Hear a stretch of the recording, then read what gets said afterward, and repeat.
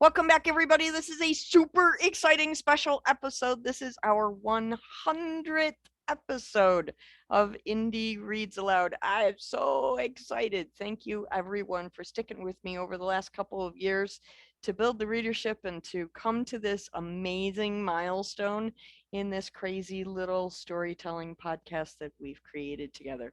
I am especially excited to be sharing this momentous occasion with Deborah Reed. Thank you very much for being here on my 100th episode. Oh, thank you for having me. I'm so excited that it's your 100th. Me too. Amazing. I never thought it would last this long, so it's kind of fun that it actually did. And I'm doubly excited because for our 100th episode, you're reading from a brand new, just published book. This is very exciting for me. Flame out. There it is. Yay. This is so cool. I would love it if you just hold that up one more time and talk to us about your cover artist. So my cover artist is actually a young lady at our local high school, and we're friends with her whole family, and she's just a wonderful young lady, obviously amazingly talented. She did my nonfiction memoir cover, which is entitled Chicken Butthair, Tales of an Over-Caffeinated Human. I love that. And she has also done a cover for my 12-year-old daughter's book that's going to be coming out here soon, or actually no, it will have almost simultaneously, like within a couple of days of when this one came out, right? Yes, yep, they did come out together. And so yeah, she comes over and she has all of her equipment, and I just kind of described to her what the story's about. And so she asked some questions about what the character looks like, and she just starts drawing, and this was very close to being done just within an hour of her coming over and talking to her. Phenomenal. And her name is Mallory Zupin.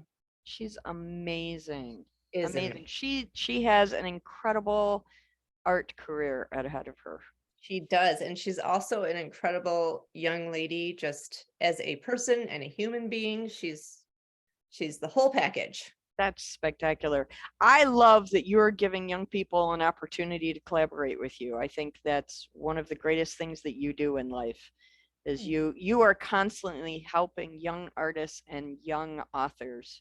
I know you teach workshops for young people and you help them find their inner story, and I'm thrilled to find that people do that, and you do it so flawlessly. Oh, well, thank you. I really do enjoy it, and I think I wish someone had been there to do that for me when I was younger, and I think that's what really drives me to do it, is because I want to give those younger kids the opportunities that I didn't really have when I was their age. Yeah, and you collaborate with teachers in creating anthologies as well, right?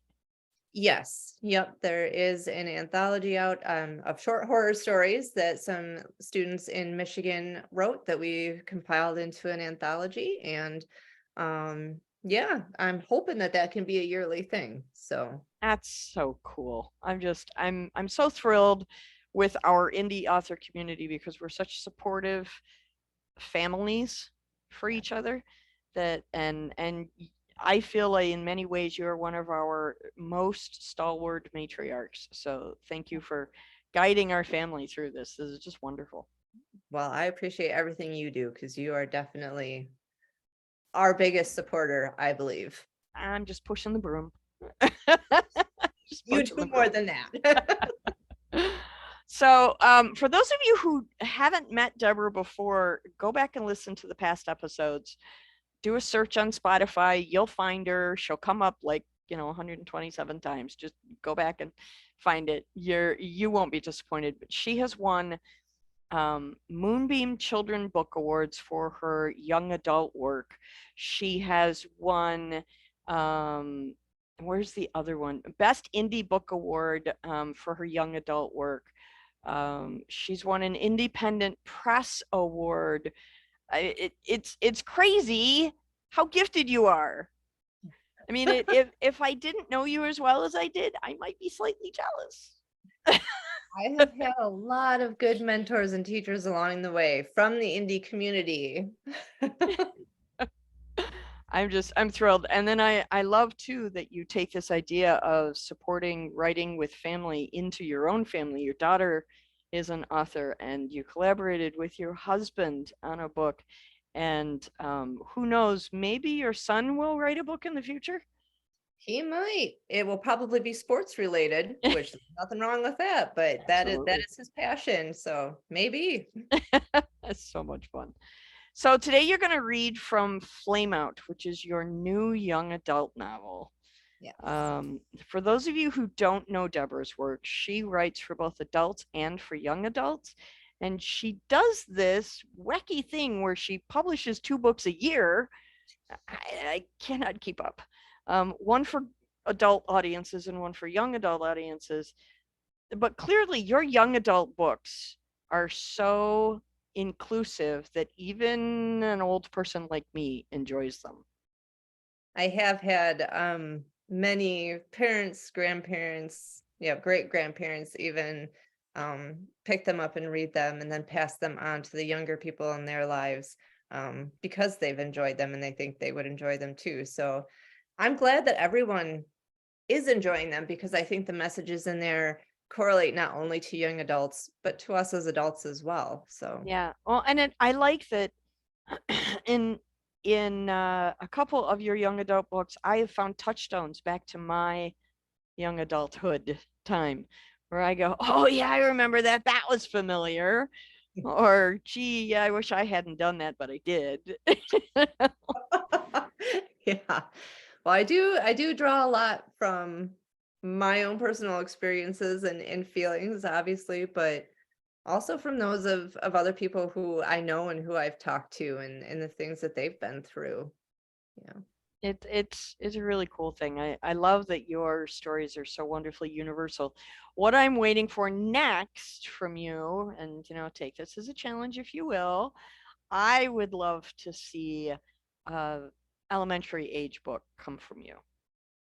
I have thought of that, and I have had when I've gone into elementary schools to talk, they've asked me about that. I Just would like to because I have been witness to your wacky sense of humor, and I would just love to see what you can produce for younger children. all right, challenge accepted. I will Okay, figure that cool. out. Yay! Challenge accepted. I love it when I can do that. Okay, so tell us about Flame Out. Brand new book. Tell us Yes. about this story. So Flame Out is a story about Chase Hannon, who it starts when Chase and his friends have just graduated from high school. It's actually graduation day. And but Chase is a football player. He intended to go into the NFL. He had college scholarships lined up, the whole 9 yards. During a game during his senior year, his leg was injured to a point where it is beyond repair. And he can walk and things, but he will never be able to play football again. He will never be able to run again. Many of those things. So he's facing a lot of uncertainty. And I think that's a lot of things that kids deal with at that time. Sure. Fear of the future, uncertainty of the future. And so this book really just kind of talks through his summer and kind of like what he does and his thought processes and how he kind of comes to realize who he is as a person, not just as a football player, and that there Right. is more to life than just that one thing. And I think we all have that inside of us. We all have more than one thing. And sometimes I Sure. think we don't believe that. And so Mm-hmm. I think we all need to kind of realize that, yeah, we've all got more than one good thing about us and inside of us. What a great message. Oh my gosh. This is so cool. Okay, when you are ready, please, Deborah, take the microphone and read aloud on this, our 100th episode. I'm so excited. I'm like 6. You would have thought I just discovered, Santa Claus's address and I get to visit him anytime I want. This is kind of how I feel about this 100th thing. It's ridiculous, and there's It's only like, exciting. a handful of people who listen, but oh my gosh, are we devoted. Yes. Are. So when you're ready, please read aloud. All right. It wasn't supposed to be like this. But of course, it was exactly like this. The rest of the year had gone down the toilet. Might as well end it that way, too. Ugh, I just can't even. Cora cranked up the air in my truck, turning all the vents toward her as they blew at full blast. Never mind that I was just as hot as she was. All those pictures are going to be gross. I didn't disagree, but there was no way I would ever tell my girlfriend that she looked less than stellar at the moment. I tried the whole honesty is the best policy tactic before.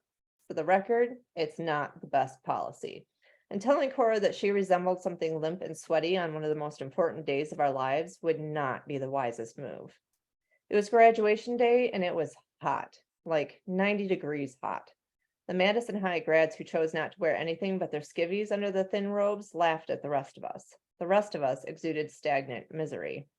Running makeup, limp sweaty hair, and sweat stains under the arms of the blue robes were only half the problem.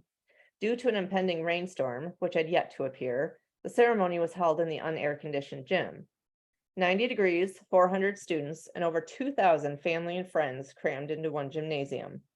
After 20 minutes, the smell was enough to make you wish you were dead, or buy stock in deodorant. Anything that didn't involve enduring the stench of almost 2,000 bodies packed together. And if I heard it's the first day of the rest of your lives one more time, I wasn't going to be responsible for my actions.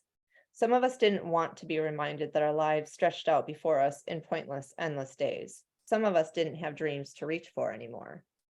Can you believe Ash flashed the entire school? Cora rolled her eyes, but a smirk tilted the corners of her mouth.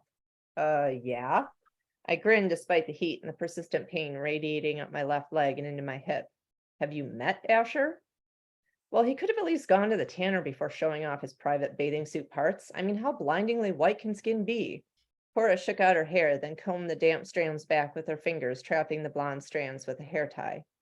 I think Jerry was in on it. I caught her putting her sunglasses on when they called his name. Sunglasses would have been helpful, I agreed, slowing down as I came up on a rusted-out car going 5 miles under the speed limit. Cora glanced at the car, then at me, but didn't say a word. I could tell she wanted me to pass, but wouldn't push it, which was good, since I wasn't in the mood to go there. Not today. My hands tightened painfully on the wheel at the mere thought of moving into the opposite lane to go around the car. Nope, not going there today. Cora had bent forward to rummage around in the bag at her feet, probably to hide her irritation. I couldn't get too upset with her. Less than a year ago, I had been just like her, moving at full speed all the time. It was what drew us together sophomore year, that drive to seize life and wring out everything we could. We were fearless. Seeing that in Cora attracted me a way I never felt with other girls, and I knew I wanted her. She fascinated me. Still did, but we weren't on the same playing field anymore, and I kept wondering how that would play out when she disappeared to Dannon University in the fall. I tried not to think about it, but it wasn't easy. Popping upright again, Cora held up a fifth of vodka, a grin stretching her full lips. We're meeting at the pit, right? Tell me we're still meeting at the pit. We're meeting at the pit, I confirmed, shooting her another grin. There was something about Cora tonight, an infectious energy that radiated off her, making her even hotter than normal, despite the sweat issue. Good, I need to let loose for a while. I laughed. When do you not let loose, Cor? My girlfriend shrugged, unrepentant, and grinned coyly. I can't think of a time, she drawled, letting the words fade out. Your house or mine? I asked as I steered the truck into the entrance to our subdivision. Yours, definitely yours. There was a bitterness tinging Cora's words, and I wished I could make Mr. and Mrs. Marks understand what they were doing to their daughter. But I couldn't even fix my own problems, much less solve anyone else's. Still, I felt like I needed to do something to wipe away the frown now marring Cora's face. They'll come around, you know. Your parents won't let this ruin your relationship. They love you too much. Cora's lips twisted. Want to tell them that? I think they missed the memo. My jaw set. I will, if it comes to that. Silence fell inside the cab, the only sound the cold air rushing from the vents. The celebratory mood had vanished, and I knew I needed to get it back fast, or Cora would fall down a rabbit hole of dejection, and that fifth of vodka wouldn't last long. The tires of Journey, the name Cora had dubbed my truck when I first got it, and that now wouldn't shake loose, crunched over chalk my visiting cousins had left out in the driveway. I winced, knowing I'd hear about it when they noticed. Cora sighed. Sorry to be a downer. I don't want to think about that now, okay? I just want to have fun. I reached over and squeezed her hand. So let's go have some fun. After we say hi to my family. We just saw them at graduation, Cora laughed, already getting out of the truck. I followed suit, wincing a little as my leg hit the ground harder than I intended. Slamming the door harder than necessary as a way to relieve the frustration coursing through me, I forced my face into a neutral expression as I met Cora in front of the truck. Yeah, well, you know my parents. They wanted to take us out to dinner and have a long, drawn-out celebration with the fam from out of town. It took some fast talking to get them to understand this was our night, and we wanted to hang out with friends after. How long are your grandparents and everyone in town? I shrugged, holding the front door for Cora. We're leaving tomorrow, I think. We're doing a big family breakfast and then they're heading back to Utah. Cora shook her head. I still can't believe they drove all the way to Michigan for your graduation. It sounded rude how she said it, but I knew Cora didn't mean it that way. She was just jealous that my family cared enough to make the trek. Her own parents barely made it to the ceremony on time. I dropped a quick kiss on the top of her head as she passed me and stepped over the threshold of my house. She shot me a quick smile before she was swarmed by a horde of Hannons. My parents were the only Hannon family to have only 2 kids. Both grandparents on each side of the family came from big families and had 5 kids of their own. My aunts and uncles continued the tradition. My parents did not. The large family made reunions fun, and chaotic, and loud, and sometimes not so fun, depending on what current family drama was underway at the time. Thankfully, as graduation rolled around, there didn't seem to be any crises on the horizon, or everyone was hiding it really well. I didn't care so long as I didn't have to deal with it. Chase! The squealed chorus was followed by 3 small bodies as Molly, Brennan, and Avery launched themselves down the hall and at my legs. I didn't have time to step out of the way or hold out my arms to slow their advance before the 5-year-old triplets smashed into me. Cora's hand flew out to support me as my body was slammed back into the, thankfully, closed front door. She missed. Pain sliced up my left leg and into my hip. I felt my face twist into a grimace I couldn't mask, even as I reveled in the feel of the 3 small bodies pressed in close, pinning me to the door. Then Brennan squeezed my bad leg with his thin arms, and flashes of light bounced across my vision. Kids, get off Chase right now. Give him some space. My vision cleared to see Aunt Monica rushing toward the foyer, her gaze seeking mine in apology. I'm so sorry, Chase. They don't understand. It's okay, I said, even though my body was on fire with pain as Aunt Monica pulled the triplets off me and back into the living room. Are you okay? Cora whispered, her hand now finding my arm, her breath fanning across my face as she looked up at me with concern. I didn't have time to answer before my mom came barreling into the foyer. There you are. Mom latched on to Cora, her usual attentiveness to every change in my face and body hindered by her excitement. Which was fine, considering I wasn't in the mood to answer the standard 50 questions that followed every facial tick, whether it was related to my leg or not. You have to see your cake, Cora. Mom was already pulling my girlfriend away and in the direction of the kitchen. My cake? Cora shot a confused look in my direction, but I was still trying not to collapse onto the floor. We got you your own cake, sweetheart. Of course we did. Come see it. And they were gone, the confusion on Cora's face morphing into excitement as Mom dragged her away.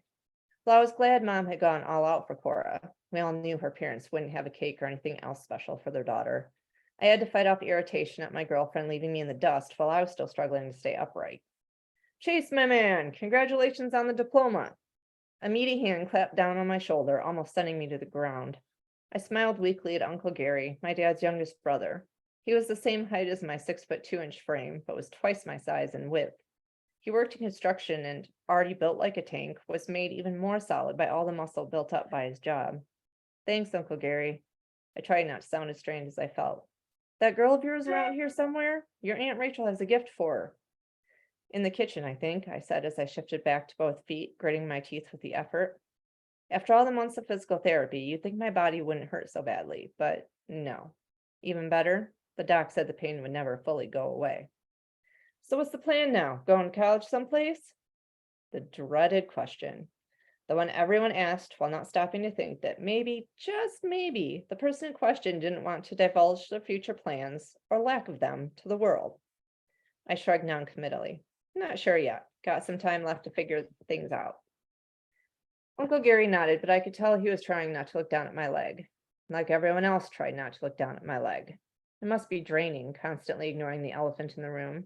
In my case, shattered dreams to go along with my broken body. I knew it exhausted me. Yes, well, he cleared his throat. No rush. You're young yet. No need to hurry into the rest of your life. I smiled thinly, hoping I didn't look as annoyed as I felt. I couldn't hurry anywhere, but I bit down hard on my tongue so I wouldn't say it. I should probably go find Cora.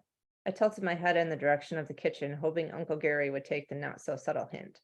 Yeah, sure. We'll catch up later. That meaty hand fell onto my shoulder again, a weight to match the one in my chest. I gave a short nod, though I had no intention of seeking my uncle out if it meant having a conversation about my future. I also tried to ignore the look of relief on Uncle Gary's face at the out I'd given him.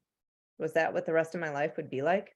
Everyone dancing around the elephant or leg in the room and looking relieved when I let them escape before things got too uncomfortable? That thought, like so many other things in my life, exhausted me just thinking about it. Wow. Okay, another book to read. You keep doing this to me. What was it about football that drew you to write this story? Because you could have chosen practically any sport. So why did you choose football? Um, Honestly, I think my son kind of influenced that a little bit. Um, so my son loves football and he's in 5th grade right now going into 6th. And he was on a team when he was in 4th grade and one of the boys got tackled Mm-hmm. and his femur, so like his thigh, Yeah. got snapped, literally snapped in half in 2 different places, Ouch. which the Ouch. doctor said almost you never see at kids that age. Yeah. Now thankfully, because he's younger and the bones are a lot more malleable and everything, Right. he is getting full mobility back to That's playing great. football. Yeah, and everything else. But as I was thinking about it, I'm like, because my son is also like, I'm gonna be in the NFL. This is what I want. And Yeah. his dad and I are like, awesome, we will support you. What is your plan B? Yeah. We're like, you need to have a plan B. Go for your dreams. All out. We will support you. Have a But in plan. the event that you get hit by a bus, let's make Yeah. sure you have something else. Yeah. Yes. And so I think just all of those things combined just kind of like morphed in my mind. I'm like, okay, so Chase has kind of the same thing happen. His leg is snapped in half in 2 different places. And then I made it a little bit more with like nerve damage. So Mhm. like because of the nerve damage that caused, that is what is never going to let him play football again.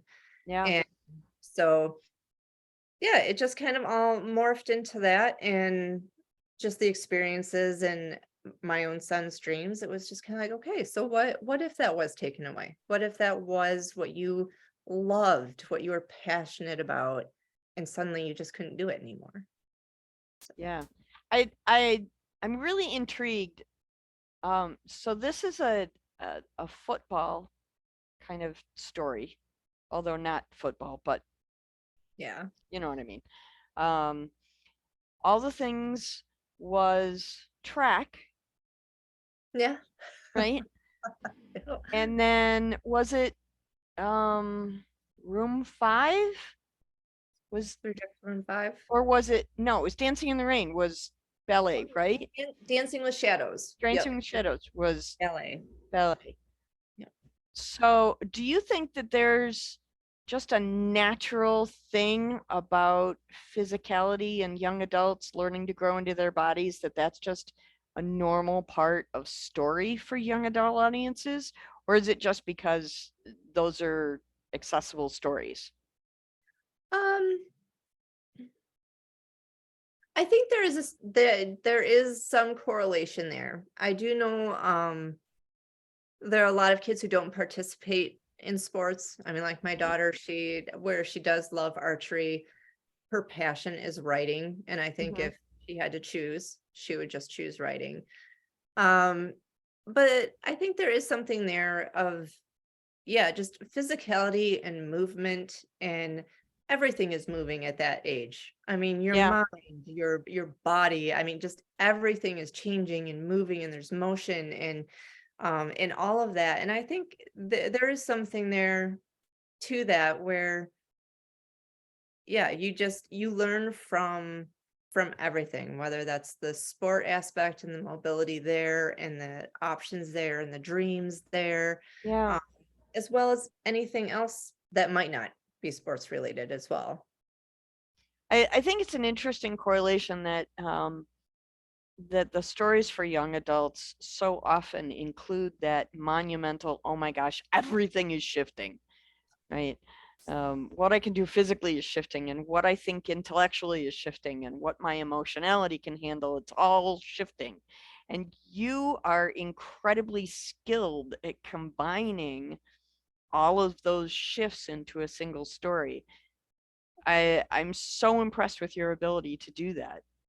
I mean, even in Gutters and Pocket Change, there was a whole transformation process that handled, you talked about in that book as well. I'm fascinated by your ability to write stories about whole people. Well, thank you. That means a lot to me. Because there are times when I'm writing where, I wonder if, well, we all second guess ourselves as Mhm. writers and as artists, and it's like, am I doing this right? Am I conveying this the way that it will relate to other people and to their stories? Because really, if you write something the right way, even people who aren't in love with football can find something Yeah, that they love and can relate to in this story. And um, so yeah, I mean, that's what I really strive to do, is to write something that can encompass all of that, and that coming of age and the change and mhm, everything else, because that is such an important part of growing up. It's absolutely. not always easy. I would say most of the time it's not easy. I was trying to be delicate, but you're right. Yeah, Yeah. life is hard. I mean, it just is Well, and sometimes. especially at that growth period, because teenagers have to really juggle a lot of stuff simultaneously. Yes. Social pressure and parental pressure, and I mean, and just that one scene that you read for us, there's so much going on in that scene. And Yeah. life for teenagers can be overwhelming like that. So I just love that you make the overwhelming not the tragedy. Well, thank you. Good. I'm glad it comes across that way, because Absolutely. It that's my does. goal. That's that you're doing great. Just keep doing that. I'm so happy that you were here to celebrate our 100th episode, and that you're so willing to keep coming back and reading out loud to me, because I've said this over and over again. I'm just still 6 listening to people who sit in the rocking chair and read to me, and so It's I'm fun to be read to, even as an it is. adult. It is. So I'm very grateful that you keep coming back. And if you're gonna write 2 books every year, we'll just keep seeing you. Yeah, for sure. Thank you so much, Deborah. I really appreciate you. Thank you.